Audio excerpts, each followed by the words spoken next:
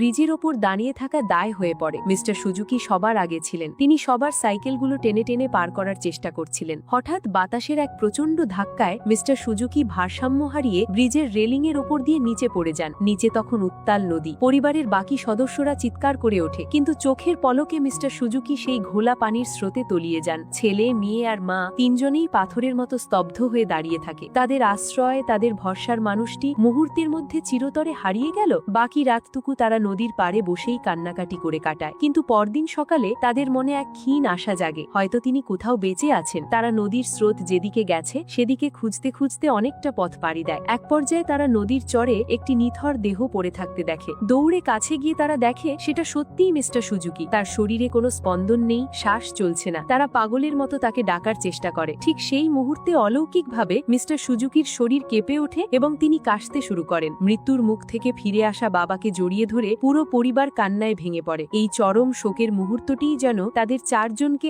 আত্মার বাঁধনে বেঁধে ফেলে, যা আগে কখনোই ছিল না। এরপর তারা আবার যাত্রা শুরু করে। শরীর ক্লান্ত,